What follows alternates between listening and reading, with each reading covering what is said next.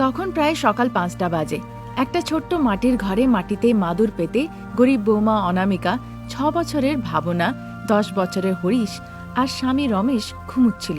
অনামিকার মাথার পাশে রাখা আলাম ঘড়িটা বেজে ওঠে। অনামিকার তাতে ঘুম ভেঙে যায়। অনামিকা উঠে উঠোনে শুয়ে থাকা শাশুড়ি মাকে এসে জাগায়। কি হলো বৌমা, 5টা বেজে গেছে নাকি? হ্যাঁ গো মা, 5টা বেজে গেছে। আমি অনুজা দেবীর বাড়িতে কাজের জন্য যাচ্ছি। আজ থেকে বাচ্চাদের গরমের ছুটি পড়ে গেছে, তাই ওরা এখন ঘুমুচ্ছে। যখন উঠতে ইচ্ছে হবে উঠতে দেবেন, বলে অনামিকা সেখান থেকে চলে যায়। আধা ঘন্টার মধ্যেই হাঁটতে হাঁটতে সে অনুজা দেবীর বাড়িতে গিয়ে পৌঁছে যায়। তারপর দরজায় গিয়ে কড়া নাড়ে। কিছুক্ষণের মধ্যে অনুজা দেবী এসে দরজা খোলে। তাকে দেখে অনামিকা বলে, গিন্নিমা নমস্কার। একটু লঙ্কা গুঁড়ো, এসো এসো। এমনটা বলে ততক্ষণে অনামিকা ঘরে ঢোকে। অনামিকা, আমি আর তোমার কাকা একটু হাঁটতে যাচ্ছি। তোমার যা যা কাজ সব কিন্তু করে রেখো। আচ্ছা বেশ গিন্নিমা। এই বলে অনামিকা সেখান থেকে চলে যায়। আর অনুজা দেবী নিজের স্বামী রমনের সাথে হাঁটতে বেরিয়ে পড়েন। সেখানে অনামিকা ঘরের কাজকর্ম শেষ করে রান্না বান্না করে। অনুজা দেবী আর রমনের বাড়িতে রাত্রের খাবার দাবার যেরকম ভাত, ডাল, তরি তরকারি, পাঁপড় সব অনামিকা নিয়ে আসতো। সেটাই পুরো পরিবার পেট পুরে খেত। এভাবেই দিন কাটছিল। গ্রীষ্মের তাপ খুব বেশি হওয়ার কারণে হরিশ আর ভাবনা ঘরের ভেতরে থাকতে পারছিল না, খুব কষ্ট হচ্ছিল। ফলে তাদের খুব ঘাম হচ্ছিল আর দুজনেই খুব কান্নাকাটি করছিল। আর এই সব কিছু দেখে অনামিকার খুব খারাপ লাগছিল। তাপের জন্য বাচ্চাদের যে খুব কষ্ট হচ্ছে সেটা আমি বুঝি, কিন্তু কি আর করব, সহ্য করতেই হবে। আমরা যে খুব গরিব। বৌমা, তুমি নিজের সঙ্গে ওদের অনুজা দেবীর বাড়িতে কেন নিয়ে যাও না? সেখানে তুমি অনেকক্ষণ থাকো আর ঘরটা বেশ ঠান্ডাও। বাচ্চারা দুষ্টুমি না করে সেখানে চুপচাপ বসে থাকবে। বসে থাকবো মা। হ্যাঁ গো মা, আমাদেরকে সঙ্গে করে নিয়ে চলো না। যেহেতু বাচ্চারা বিনতি করতে লাগে আর তাদের কাছে কোনো উপায়ও ছিল না, তাই বাচ্চাদেরকে তাপ থেকে বাঁচাবার জন্য অনামিকা নিজের সঙ্গে অনুজা দেবীর বাড়িতে নিয়ে যায়। সেখানে বাড়ির সাথে সাথে রান্নাঘরটাও বেশ ঠান্ডা ছিল, তাই হরিশ আর ভাবনাও খুব আনন্দিত ছিল। মা, এই দিদিমণির বাড়িটা এত ঠান্ডা, কি কারণ বলতে পারো? হরিশের এভাবে জিজ্ঞাসা করাতে অনামিকা তাকে এসি ঘরটা দেখায়। বাবা হরিশ, এটাকে এসি বলে। এটা চালালে ঘর ঠান্ডা থাকে, বিদ্যুৎ লাগে এর জন্য, এরকমটা ম্যাডাম বলেছেন।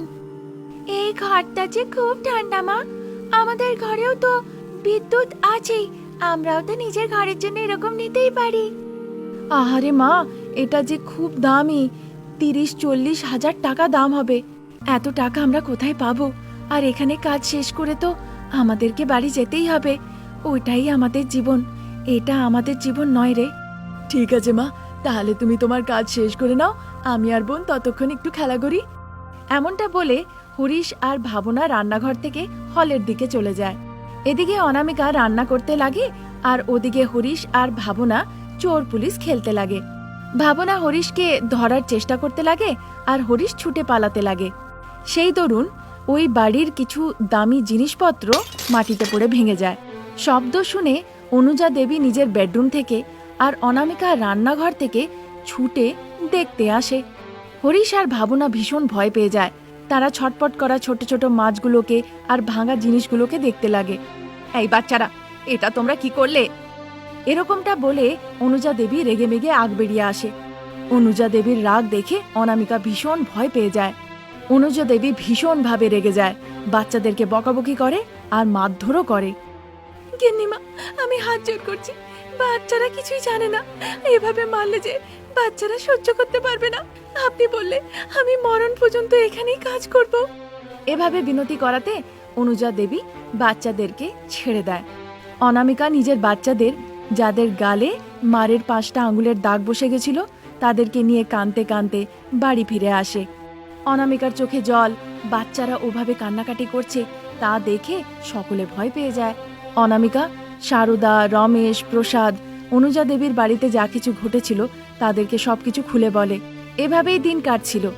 একদিন বাচ্চারা নিজের ঠাকুমা সারদাকে দেখে বলে, ঠাম্মা, আমি বোনকে নিয়ে চাষের জমির দিকে যাচ্ছি, সেখানে বাবা আছে তো, আমরা পুকুরে সাঁতার কাটবো। না না বাচ্চারা, তোমরা রাস্তা চেনো না। আমরা ঠিক চলে যাব। এরকমটা বলে জেদি বাচ্চারা বাড়ি থেকে বেরিয়ে পড়ে। ঠিক সেই সময় অনুজা দেবী যে নিজের বাড়ি থেকে স্কুটি থেকে বেরিয়েছিল সে রাস্তার মধ্যে পড়ে যায়। সেটা দেখা মাত্রই বাচ্চারা ছুটে ছুটে অনুজা দেবীর কাছে যায়। তারা গিয়ে দেখে অনুজা দেবীর খুব আঘাত লেগেছে।